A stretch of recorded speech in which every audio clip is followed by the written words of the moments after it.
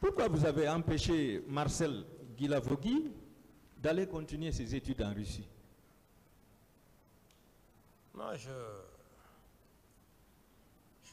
ne l'ai pas empêché d'aller continuer ses études en Russie.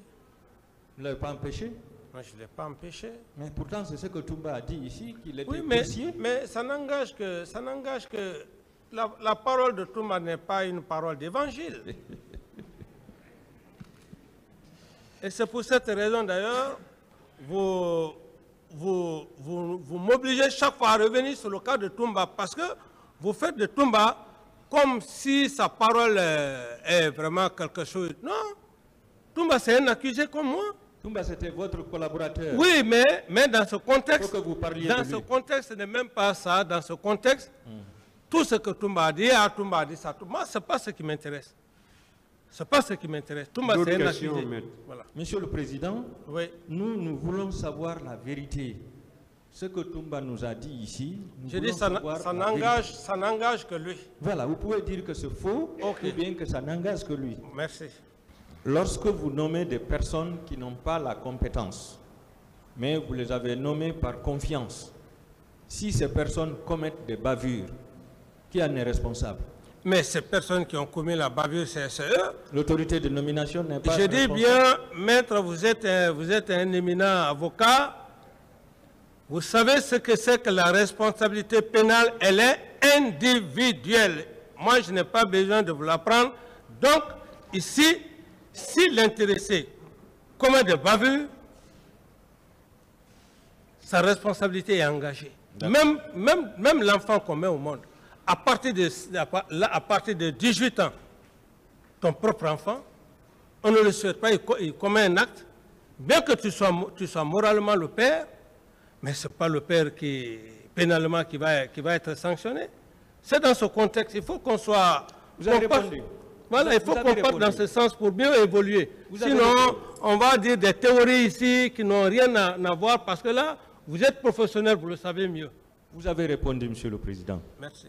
Est-ce qu'en allant au stade le 28 septembre pour massacrer cette population paisible, les bérets rouges étaient dans l'exercice de leurs fonctions? Ceux qui sont partis au stade n'étaient pas dans l'exercice de leurs fonctions, c'est une violation, c'est une désobéissance. Ils ont fait fi au règlement. D'accord. Est-ce que vous vous souvenez de la première réunion publique que vous avez tenue au camp Alphaïa, Diallo, après votre prise du pouvoir? Avec les leaders politiques? Votre première réunion? Oui, parfait, avec les leaders politiques. Oui. À l'époque, oui. Est-ce que vous vous souvenez des engagements que vous aviez pris ce jour? Bon, ça, des engagements, vous pouvez peut-être me les rappeler. D'accord. Je vais vous rappeler un seul. Vous vous étiez engagé à conduire la transition pendant 6 mois, à organiser des élections pour... Je comprends déjà, oui. D'accord. Oui. Pourquoi vous avez violé cet engagement, Monsieur le Président? Ah, mais maître, j'ai pas trahi l'engagement. Je peux vous faire la démonstration. Non, vous m'avez posé une question. Ouais, vous avez répondu. J'ai été victime d'un complot, donc je ne pouvais pas achever, on ne peut pas dire que M. Camara a fait ceci, cela. Je viendrai sur le complot. Vous avez dit que vous allez conduire la transition pendant 6 mois et vous allez organiser des élections libres et transparentes. Mais cependant, vous avez fait plus de 6 mois.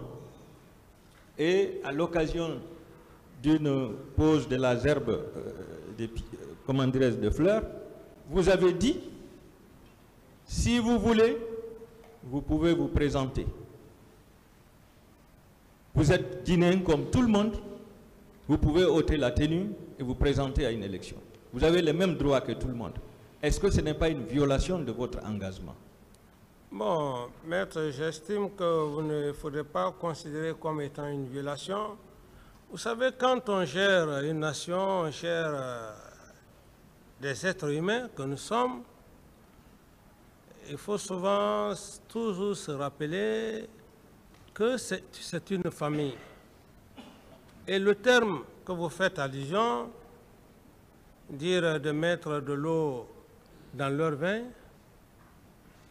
je l'ai dit, pourquoi, maître? Quelqu'un qui prend le pouvoir, qui appelle les leaders politiques, ou d'ailleurs un d'entre eux était déjà condamné, vous les appelez et que ces mêmes leaders-là viennent, ils essayent de vous emmerder, de vous créer tous les problèmes. À quelque part, vous pouvez être choqué, mais ce n'est pas parce que vous avez une intention. Vous leur dites simplement, vous leur mettez simplement en garde pour dire, c'est ce que j'ai fait. J'ai dit, écoutez, nous sommes tous des Guinéens. Moi qui suis devant vous, je ne suis pas né militaire. Mettez de l'eau dans votre vin. Ce n'est pas méchant, c'est une façon, vous parlez avec vos frères. Et si les gens ont pris ça de manière à extrapoler, je ne sais comment, c'est une façon vraiment de se plaindre aussi contre ses frères. Est-ce que vous êtes d'accord que la parole d'un chef d'État ne ressemble pas à la parole de n'importe qui? Oui, mais un chef d'État, c'est un être... Et de façon publique. C'est un être humain avant tout. Devant les médias. Oui, mais c'est un être humain avant tout.